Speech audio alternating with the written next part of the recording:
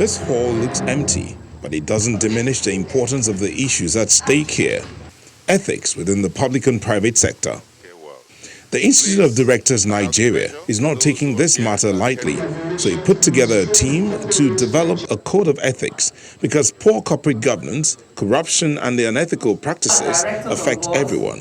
It is an aspirational code and therefore applicable in general to all other institutions, government bodies and entities that would like to enshrine good corporate governance and business ethics. It is therefore expected that is a body that continuously advocates best practices and standards in governance.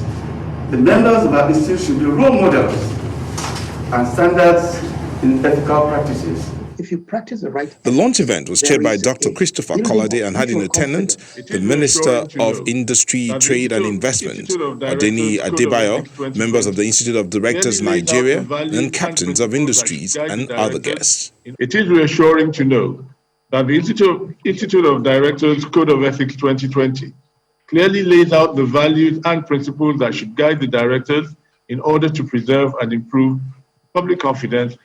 The keynote speaker focused on the reasons why the Code of Ethics should be taken very seriously and should be about influencing behavior for good. So good ethics is about long-term sustainability, not just the next sales or the next revenues, but the long-term perspective. The panel comprised a financial institution, a regulator and an anti-graft agency and was moderated by the Chief Executive Officer of the Ethics Institute, South Africa. They all agreed that implementing ethical standards has to be wholesome. Ethical culture does not fall out of thin air. It is something that must be deliberately cultivated, and boards have a very special responsibility to govern the ethics of organizations. Every single individual in an organization is responsible, and before a market can develop, it's important that there are effective practices in organizations within the market. It's like a reminder of what the holy books say that people ignore, and then they are extracted and put into business documents.